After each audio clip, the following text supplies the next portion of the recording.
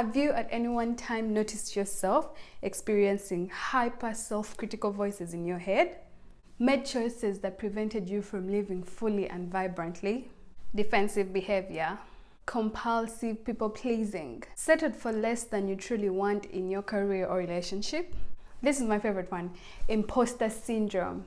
If people knew who I really was, they would hate me. Preferred isolation to interpersonal contact only because of fear for connecting with others. If you have experienced any of the above, then my friend, this video is just for you. During this lockdown, this seems like an appropriate time to get rid of these feelings once and for all. Letting go of the negative energy associated with feelings of guilt and shame is going to allow you more positive feelings and love in your heart. It's not going to be easy, sometimes even painful, yet you must allow yourself to feel any and all of the emotions that surface, because if you try to avoid them or stuff them back down, you're going to somehow remain stuck, and often sometimes these feelings may be causing us to self-harm in our lives without even knowing it. Hi everyone, my name is Petra and welcome back to my channel where we talk about personal development. In today's video, I'm going to talk to you about letting go of shame and guilt. If you're new to my channel, welcome. Make sure to subscribe and join the community. And if you are returning, thanks for the support and well done to you for the courage of wanting to become a better person. Without any further ado, let's dive into the video. Shame and guilt are actually very different from each other. Guilt is an awareness of failure against your values, while shame is a sense of failure before the eyes of someone or people. The interesting fact about these two feelings is that it is very possible for you to feel guilt without any shame, but you cannot feel shame without guilt. Which brings me to the point that someone who feels guilty regrets some behavior that they exhibited. And that is acceptable because you can make it right 99.99% of the time, while someone who feels shame regrets some aspect of who they are as a person. This is a more concerning feeling because we are all humans and we all make mistakes. It can really feel powerless. That is why it is important to know how to reduce these feelings, and keeping these tips down on paper might actually help you out.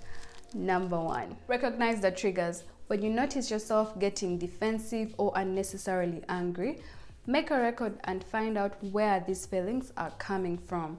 To some, even the slightest violation of personal values is enough to trigger shame. Recognizing the trigger is so helpful in finding out what feelings or what emotions you might be flashing down. Am I feeling guilt or shame? And sometimes we are not even aware of the guilt and shame we walk around with. Other times it's more like unexposed nerve we weren't even sure was there or what it's about. Feelings do point us in the direction of what's really going on, so when they do start to rise, it's really important to reflect on them. This will help you be able to understand them and make the process of getting rid of them much easier. Number 2, acknowledge the feelings that arise. Accept the existence of these feelings. Recognize the reason why these feelings arose in the first place, because all of the time feelings are usually trying to tell us something, or they are there to protect us. So it is important to recognize their importance, validate them, and reassure them that things have changed. Express gratitude and appreciation to them because you wouldn't be the person you are if it weren't for them. And then let them go peacefully and respectfully. Say bye to them. Say bye to them. Number 3, not everything you're feeling guilty about is your fault. Please be aware of people who are going to put their shame and guilt upon you in an effort to escape painful feelings of shame. Shamed individuals tend to defensively project blame and anger onto a convenient scapegoat. In this way, they may regain some sense of control or superiority in their lives. These people do exist and they are almost everywhere. I'm saying this because this has happened to me. And it may take a while for this person to actually find their way out because everyone is already dealing with something. So carrying an extra weight can be excruciating. So in a world that seems so cruel on a deeper level, remember to be kind and work on yourself. Number 4, apologize to yourself. If you have done something wrong to someone, then by all means do apologize.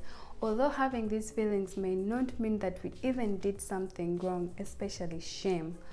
It may mean that we engaged into a certain activity or a situation and we did not have any idea that we would feel this way. This is key because it makes the process of forgiving yourself much easier and much faster. And forgiving yourself means letting go of the negative energy associated with that feeling, which creates more room for more positive feelings and more positive energy. It doesn't mean that you have to forget or making it right. You are simply giving yourself permission to accept the past, know that you are not perfect, and perceive it in the present moment. Number 5, show compassion to yourself. Compassion helps you in situations where you are more likely to criticize yourself. Empathize with the person that you were at that time. Where were you coming from? You are as human as anyone else who would make the same mistake. Show kindness to yourself. Practice activities that are relieving from pain, and don't make a mistake of feeling ashamed for feeling shame, because when you do, you double layer the shame and it becomes even a bigger problem, becomes more overwhelming, and gives birth to other negative feelings. Number 6, reconnect with your inner child. Guilt and shame play a significant role in us being unable to move beyond early childhood experience. When our parents, our teachers, or even guardians hold back on affection that we should be getting as children, it is really difficult for us to accept that these people are capable of doing anything wrong, especially influential ones that have a huge amount of power in our little world. And again, this is supposed to protect us from the outside world. So when something wrong occurs, we seek to pin the blame on the only other participant, and that is ourselves. And we do this in an imaginary form of self-protection and protection of people that we love so much. Now, what I want you to do is to look back at the earliest memory you had as a child. Yeah. Look back at the earliest memory you had as a child. Look at yourself. You are this innocent child who desperately craved for affection, approval, acceptance, love. What did they need, and what have they been looking for ever since? Figure out ways to give this to you. Number 7, change the way you think. Your thoughts and what you tell yourself have a massive impact on how you feel. So be conscious of what you tell yourself, especially in situations that are sensitive. Be conscious of what you tell yourself. Replace them with more positive words. Your mind cannot tell the difference. That's why the replacement is really important.